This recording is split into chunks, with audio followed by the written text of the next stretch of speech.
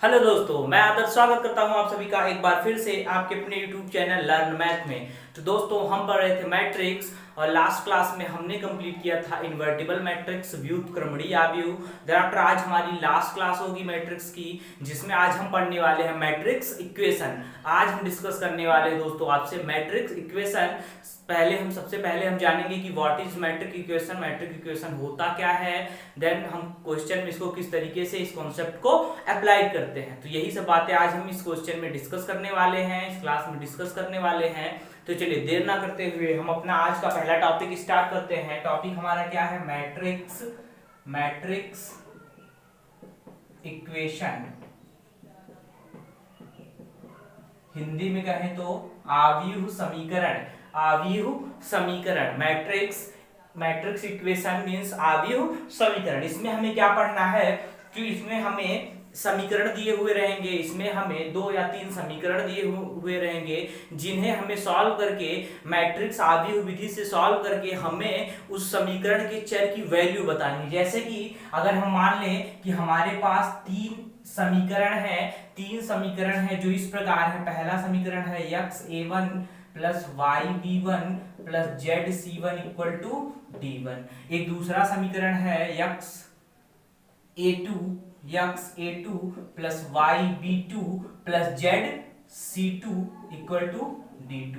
एक तीसरा समीकरण है xa3 plus ybb3 plus zc3 equal to d3। अब आप देख रहे हैं कि हमारे पास ये क्या दिए हुए दोस्तों, हमारे पास ये 3 समीकरण दिए हुए हैं, जहां पर 3 चर है। कौन कौन से? x, y और z।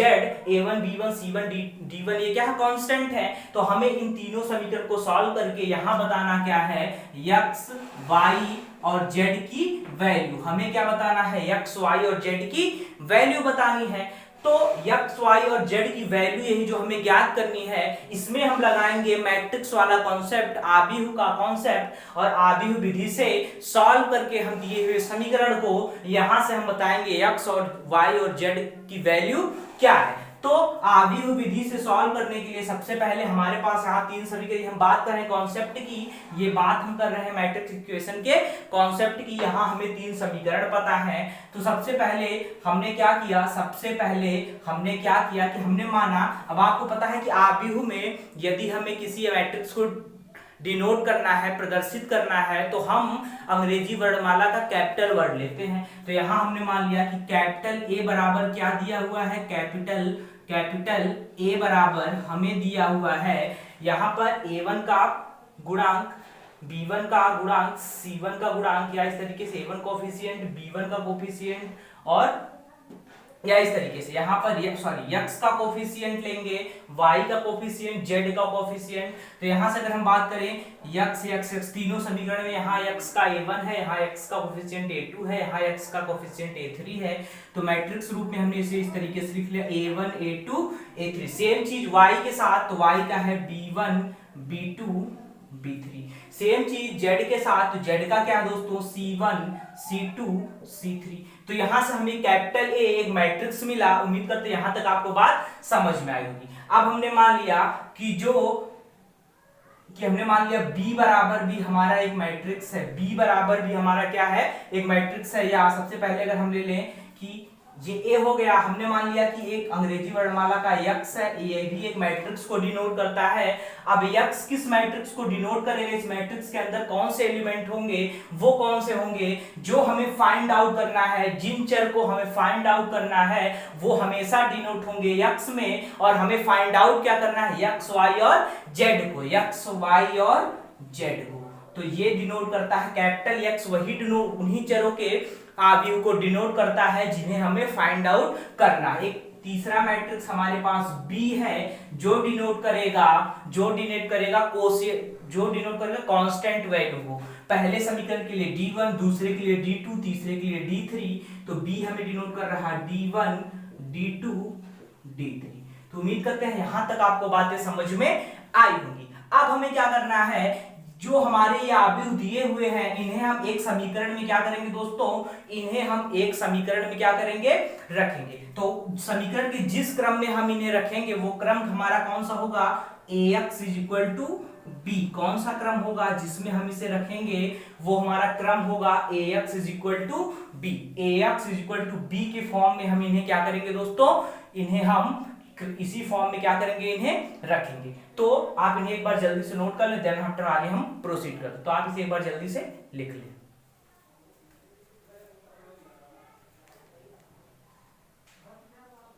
चलिए अब हम देख लेते हैं ax इक्वल टू बी। अगर हम इस बात को ax इक्वल टू बी के फॉर्म में लिखना चाहें तो हम यहां से क्या लिख सकते हैं, a की जगह पे जो हमारी वैल्यू है, जो हमारा a का मैट्रिक्स है, वहां हम इसको इंप्लाइज दैट यहां हम कर देते हैं।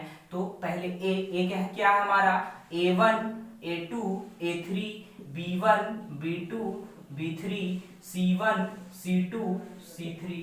इसके साथ क्या है, यक्स क्या है दोस्तों, यक्स वाई और जेड, और इक्वल टू किसके है, d1 d2 और d3 के। तो उम्मीद करते हैं यहां तक आपको बातें समझ में आई होंगी। अब हम बात करते हैं इससे आगे की चीज, इससे आगे अब सिचुएशन जो है, दो सिचुएशन हमारी बनती हैं। पहली कौन सी बनती है, फर्स्ट सिचुएशन हमारी ये बनती है, हमने पढ़ा था इन्वर्टिबल मैट्रिक्स के बारे में, व्युत्क्रमणीय आव्यूह के बारे में। तो व्युत्क्रमणीय आव्यूह क्या होता है, if mod of A is equal to 0, तो क्या ये व्युत्क्रमणीय होगा, ये व्युत्क्रमणीय नहीं होगा।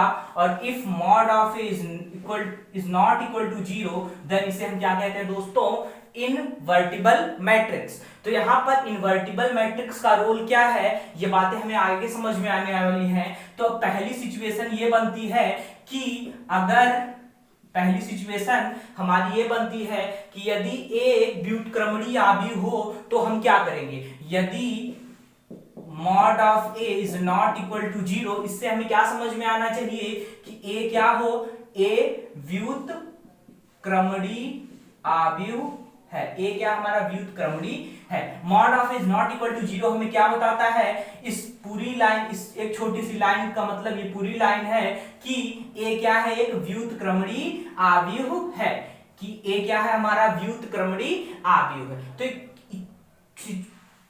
किसके बेस पे हमने इसको सेट किया था, वो था हमारा ax is equal to B के बेस पे हमने क्या किया था, इसे लगाया था, इसे हमने रखा था। तो अब हम क्या करें, इस इक्वेशन में a इनवर्स से गुणा करने पर, a इनवर्स से दोनों पक्षों में अगर हम गुणा कर दें तो यहां से क्या होगा, a inverse ax equal to a inverse b। तो यहां से अगर इन दोनों चीजों को हम साथ ले लें कि a इनवर्स a और into x is equal to a inverse b, तो यहां से इस बात देखने से हमें क्या पता चलता है, ये चीज का क्या मतलब है, यदि किसी मैट्रिक्स का उस मैट्रिक्स के व्युत्क्रमणीय या इनवर्स के साथ गुणा कर दे तो यहां से हमें क्या मिलता है दोस्तों, यहां से हमें आइडेंटिटी मैट्रिक्स मिलता है। ये बातें हमें याद रखनी है कि यदि हम किसी इनवर्स से उसी मैट्रिक्स के मूल मैट्रिक्स में गुणा कर दे तो यहां से हमें हमेशा क्या मिलेगा, आई, और आई किसे डिनोट करता है, इन्वर्टिबल मैट्रिक्स। और वो किस ऑर्डर का होगा ये डिपेंड करेगा हमारा ए जो है किस ऑर्डर का मैट्रिक्स है। तो यहां से ए इनवर्स ए की जगह पर हम लिख सकते हैं I X is equal to A inverse B के, इंप्लाइज दैट। अब एक बात यहां हमें और समझनी है कि यदि हम किसी भी मैट्रिक्स में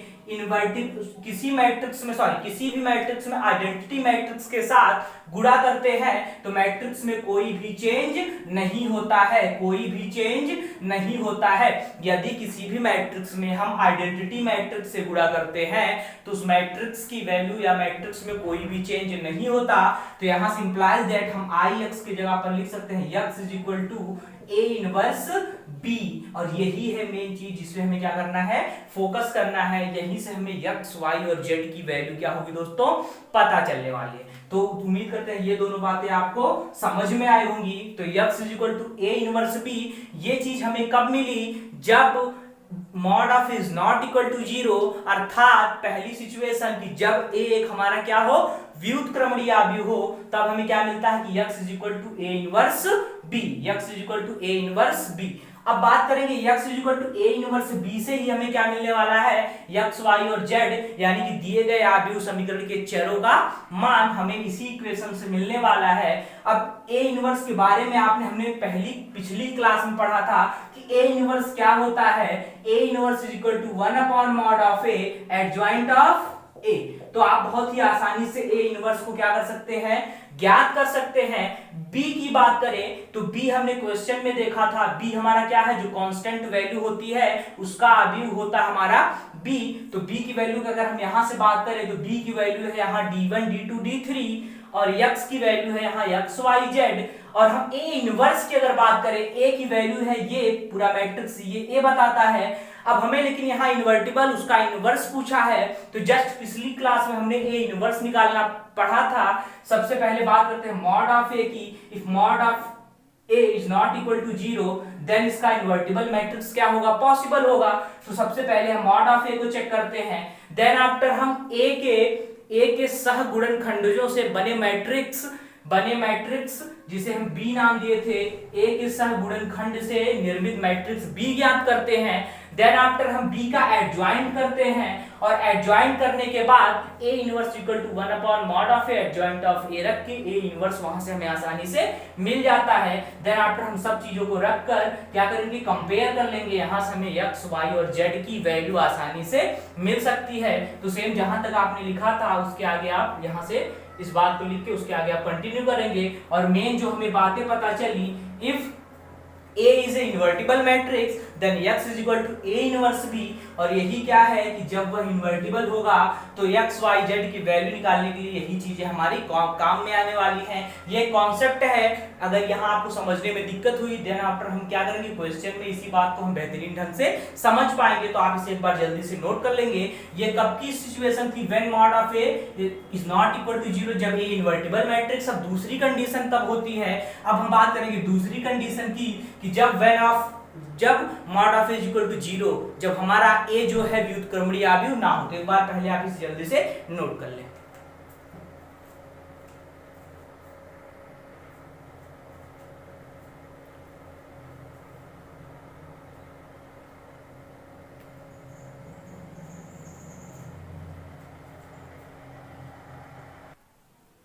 चलिए अब हम देख लेते हैं इससे आगे की बात। तो उम्मीद करते हैं यहां तक आप बात को समझे होंगे। पहली कंडीशन थी when mod of is not equal to 0, कहने का मतलब है जो A हो वो क्या हो, व्युत्क्रमणीय हो। अब यहीं से दूसरी कंडीशन हमारी बनती है दोस्तों, यहीं से हमारी दूसरी कंडीशन बनती है मैट्रिक्स इक्वेशन सॉल्व करने की। दूसरी कंडीशन क्या बनती है, दूसरी कंडीशन है कि when mod of is equal to 0, कहने का मतलब है A जो हो अव्युत्क्रमणीय आव्यूह हो, A जो हो अव्युत्क्रमणीय आव्यूह हो, तब हम मैट्रिक्स इक्वेशन को किस तरीके से सॉल्व कर पाएंगे। तो इसके लिए अगर A mod of A equal to 0 हो, A हमारा अव्युत्क्रमणीय हो, तब हम किस तरीके से सॉल्व करेंगे। देन आफ्टर सबसे पहले हम क्या ज्ञात करेंगे, एडजॉइंट ऑफ A तो हम निकालेंगे, क्योंकि A अगर हमें पता है तो एडजॉइंट ऑफ A हम निकाल सकते हैं। कैसे, A के सहगुणनखंडजों से निर्मित आव्यूह, फिर उसका ट्रांसपोज कर देंगे तो देन आफ्टर हमें एडजॉइंट ऑफ A मिलेगा। और एडजॉइंट ऑफ A की B में क्या कर देंगे हम दोस्तों, गुणा कर देंगे।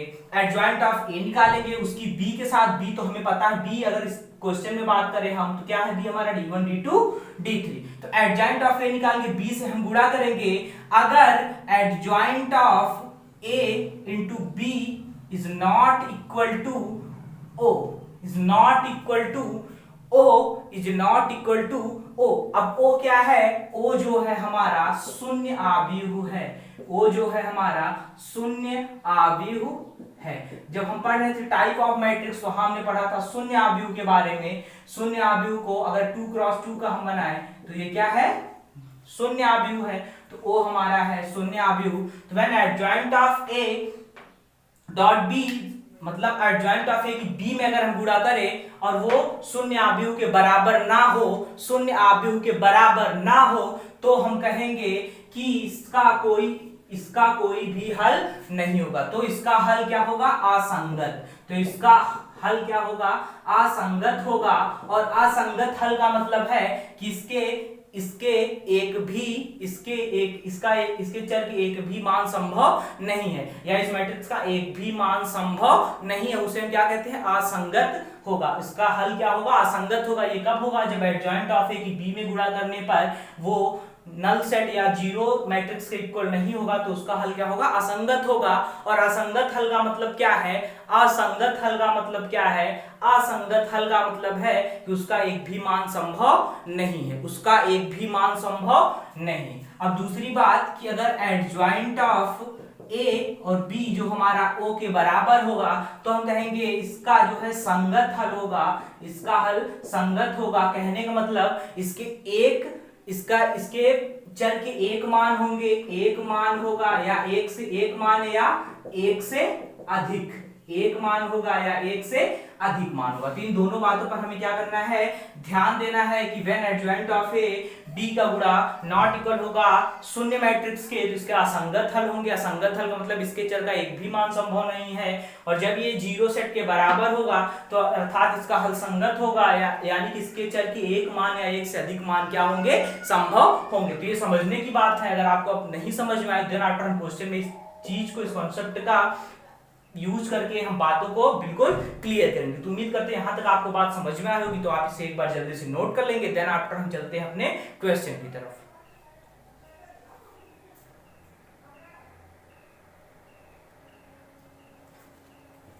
चलिए, तो उम्मीद करते हैं ये सब बातें आप समझ चुके होंगे। एक एग्जांपल ले लेते हैं इस पर बेस्ड, देन ये चीजें हमारी क्या हो जाएंगी, बिल्कुल बेहतरीन ढंग से ये हमारी चीजें क्लियर हो जाएंगी। तो एक एग्जांपल हम ले लेते हैं, देखते हैं। एक एग्जाम्पल दिया हुआ है कि निम्नलिखित निकाय का हल बताइए। निम्नलिखित निकाय का हल बताइए। क्वेश्चन हमारे पास 2x plus 5y is equal to 1, 3x plus 2y is equal to 7, ये है। यहां हमें क्या बताने हैं, इसको आव्यूह विधि से सॉल्व करके इसका हल बताना है, यानी कि x और y का मान बताना है। तो सबसे पहले दोस्तों हमने क्या किया था, हमें पता है कि यहां से सबसे पहले अब हमें क्या करना होगा। तो अगर हम देखें यहां से a की वैल्यू क्या है, x का कोफिशिएंट y का, तो 2, 3, 5 और 2। और बात करें x कैपिटल X की वैल्यू क्या है, x और y।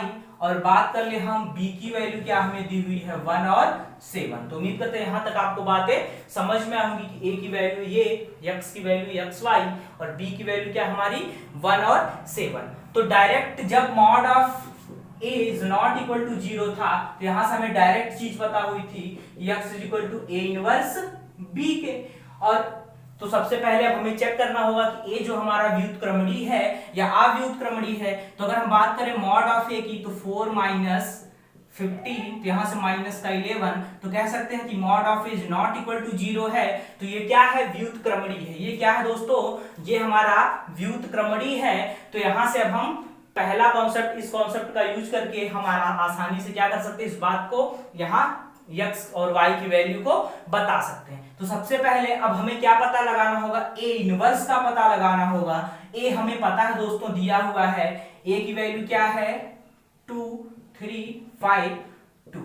तो a इनवर्स के लिए हमने क्या बताया था कि सबसे पहले हम इसके सहगुणनखंड ज्ञात करेंगे। तो पहला सहगुणनखंड a11 क्या होगा, पहली रो और पहले कॉलम को अगर हम क्लोज करें तो यहां से हमें 2 मिल रहा, तो -1 की पावर 1 + 1 × 2, तो इक्वल टू क्या मिला हमें 2, क्योंकि -1 की पावर इवन, तो पॉजिटिव सिंबल।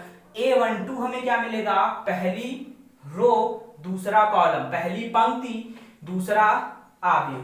तो यहां से हमें क्या मिलने वाला 3, तो -1 की पावर 1 + 2 × 3, तो यहां से हमें मिला -3। अब a21 दूसरी रो पहला कॉलम 5 मिल रहा, तो -1 की पावर 1 + 2 + 1 और इंटू 5, तो यहां से मिला -5। और a22 हमें क्या मिल रहा, दूसरी रो दूसरा कॉलम, तो 2 बच रहा हमारा, -1 की पावर 2 + 2 इक्वल और इंटू 2, तो यहां से हमें क्या मिला दोस्तों 2। तो अब a के, अब हमें यहां लिखना होगा, अब हमें यहां लिखना पड़ेगा कि a के सह गुणन खंड से निर्मित आव्यूह क्या होगा हमारा, जिसे हमने नाम दिया b।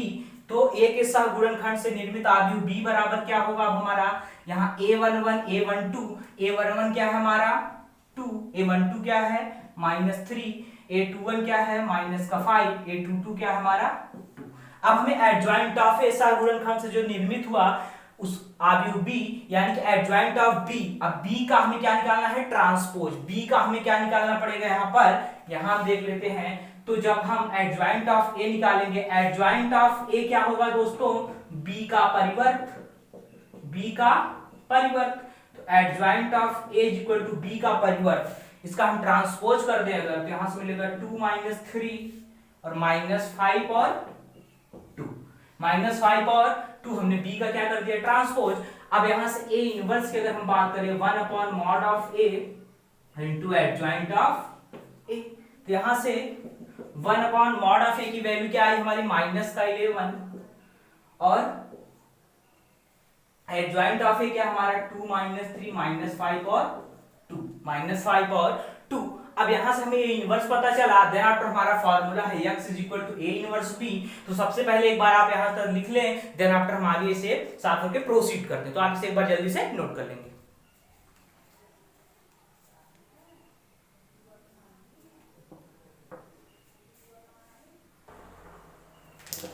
चलिए, उम्मीद करते हैं आपने इसे नोट कर लिया होगा। देन आफ्टर हम इसे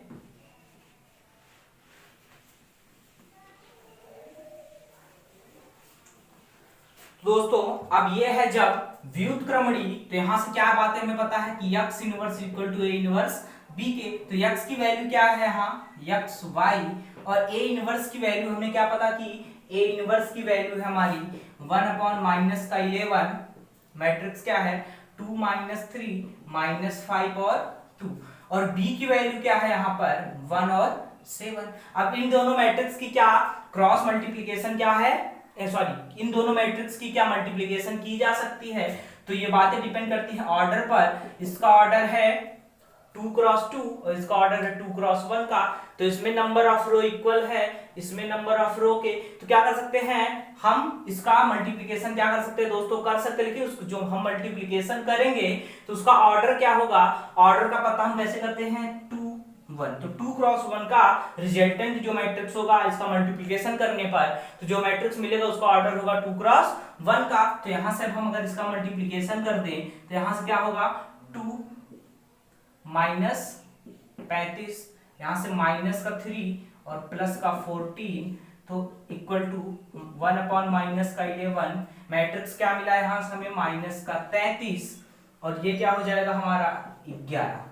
तो यहां से x y is equal to -1/11 के अंदर अगर हम गुणा कर दें तो यहां से हमें क्या मिलेगा दोस्तों 3 और यहां से मिलेगा -1। अब दोनों का ऑर्डर सेम ही है तो कंपेयर कर लेंगे, तो यहां से x की वैल्यू हमें पता चली 3 और y की वैल्यू दोस्तों हमें क्या पता चली -1। तो हमने क्या किया आधी हुई विधि से इस क्वेश्चन को सॉल्व करके यहाँ इसके चर x और y की वैल्यू क्या की आसानी से पता की। तो आप इसे एक बार जल्दी से नोट कर लेंगे, देन आफ्टर हम अपने अगले क्वेश्चन की ओर प्रोसीड करते हैं।